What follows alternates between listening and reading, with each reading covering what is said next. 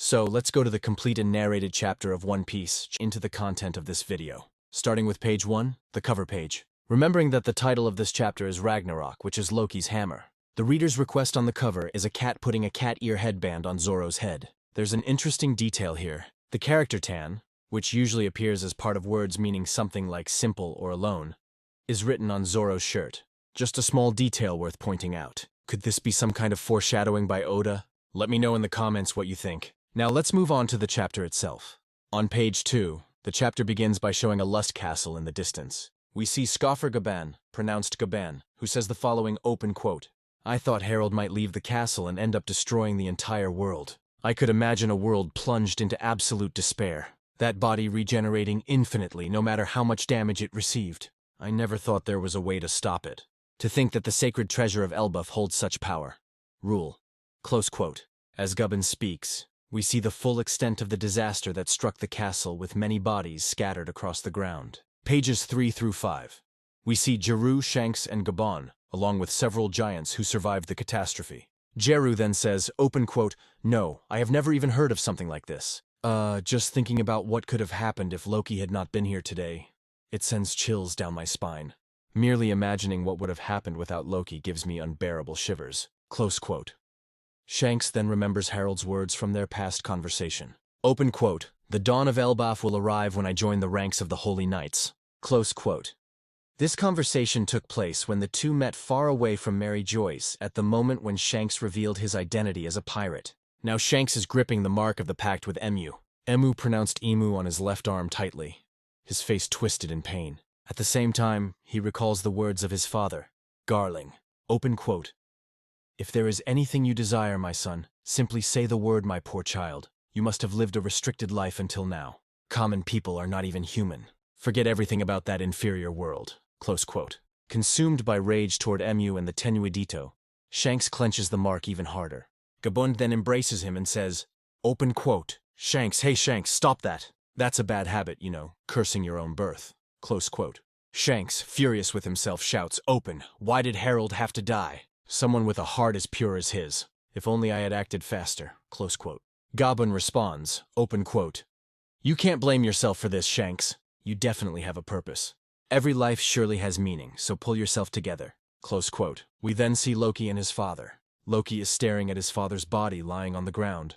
The upper half of Harold's body has completely vanished due to the blow delivered by Loki. Loki says, open quote, so, this is the result of loving your nation to the very end. This is far too cruel. Close quote. A touching detail here, Loki covers Harold's torso with his cloak. It's an extremely emotional and tragic scene. Pages 6 and 7, the scene shifts to Pangaea Castle. We see a conversation between Emu and the Gorosei. Emu is seated upon the empty throne and says, open quote, granted to a warrior of the ancient giant race a rarity in this world. I bestowed upon him even greater power and an immortal body. At that point, he had become nothing more than a monster, and even he was killed. By whom? What could possibly exist in Elbaf? Close quote. Marcus Mars responds, open quote, allow us to send someone to investigate this. Emu, the abyss that Harold left behind should still be in Elbaf. Close quote. Emu interrupts. Open enough that will only lead to the deaths of more holy knights. Even for Mu, these pacts come at a price. Close quote. Lowering himself to the point of humiliation before the human race, Emu continues, breathing heavily. Open quote. Harold, who spoke of forming bonds with other nations and races, was already considered a heretic. They are by nature a clan of warriors below to the very last drop of their blood. If we recklessly bring them into the world government, we will collapse from within. A king of Elbaf, from the ancient giant race who agreed to the pact. A man far too convenient for us. He was a king who should not have existed, not even for Elbaf. History does not lie. We simply cannot coexist. Close quote. Emu then declares, open quote, never forget Elbaf is D. Close quote. Pages 8, 9, and 10. We return to Alice Castle. Loki and Jeru are talking. Jerul warns him, open quote, Loki, from this point forward, the entire country will fall into absolute turmoil. Close quote. Loki replies, open quote, I'm going to see, Grandpa. I'll take all the surviving soldiers with me. Close quote. Jerul asks, open, and what about your father Harold's wish? Close quote. We see a brief flashback of Harold's request to his son, open quote. Tell the people of Elbaf exactly what happened in this castle. Exactly how it happened, Loki. Close quote. Loki makes his decision. Open quote. There's no way we can tell them that. Listen carefully, all of you. Everything that happened here today do not tell a single soul. Close quote. At this moment, we see that Gaban and Shanks are also listening, meaning Shanks knew about Loki's decision. Jaru says, open quote, "You realize you will be suspected of a crime because of this, don't you, Loki?" Close quote. Loki responds, open quote, "That's nothing new to me. Can you truly see a future where I become king and carry on my father's ideals? But if it's for a different purpose, then I can achieve it. With this power, I will put an end to the regrets of my late father and the soldiers." Close quote. Loki begins leaving the castle with the surviving soldiers. Jaru shouts, open quote, "Don't you dare do anything stupid, Loki. The world government is a massive organization. It won't be as easy as you think to go against them." Close quote. Shanks and Gaboon simply watch, clearly suspicious of what Loki intends to do. The flashback ends with the voices of soldiers shouting about the incident to the people of Elbaf. Page 11. Finally, after 16 chapters, we return to the present day. Loki says, open quote, "And so I went to see Hajin. By the time all of you returned to the island, the story of my patricide of killing my own father was already firmly established. I had committed enough barbaric acts for people to naturally believe that of me, but I am not so sick as to celebrate my father's death. I couldn't accept an ending like that. I didn't want everything the old man stood for to be completely denied. Even so, should I really have told the entire country the truth?" Close quote.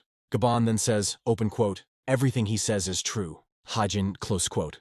Loki adds, open quote, "Do you understand now? I never even wanted to remember something like that day." Final note, everyone is paying close attention, including Luffy, who for once did not fall asleep during a flashback. Pages 12 through 17, Loki's epic battle, the Draugr emerges. While everyone is talking, something completely unexpected happens. A Draugr, one of the creatures manifested by killing him, suddenly falls into the underworld. The tension skyrockets instantly. Everyone present knows how dangerous these creatures are. Loki takes the initiative. Loki immediately asks Hajin and the others to go up first, since he is able to fly on his own. And then, in yet another spectacular double-page spread, Loki removes his chains and leaps straight toward the Draugr. Oda's artwork at this moment is simply insane. Gabin needs help. Gaboon asks Chopper for help to get up as well, clearly worried about what is about to happen. After all, he has just finished telling that extremely emotional story, and his health is far from ideal. Sanji carries Gaboon in his arms using Skywalk, while Chopper, riding on Sanji's back, asks him to stay as steady as possible, so Gaboon's condition does not worsen. What a scene, Sanji using Skywalk while carrying both Gaban and Chopper at the same time. Luffy never misses the action. Loki flies forward to attack the jogger using Ragnar. And guess who is standing on top of it? Luffy, our protagonist, is watching everything up close as always. Loki, clearly surprised, asks what the hell Luffy is doing up there. Luffy, with that unmistakable grin, says he is way too excited to see Loki fight. Loki unleashes his power. Loki prepares himself and declares that it is time to show what Ragnar can really do. The final double page, absolutely epic. And here comes the moment everyone was waiting for. In the absolutely epic final double page spread, Loki strikes the Draugr with Ragnar, releasing a devastating ice power that completely freezes the enemy solid. Luffy is left completely speechless by Loki's power. Loki shouts the name of the attack, Niflheim. The kanji mean world of origin. Luffy reacts in total shock, screaming in disbelief. This power is absolutely absurd. Loki freezes that gigantic creature instantly. End of the chapter.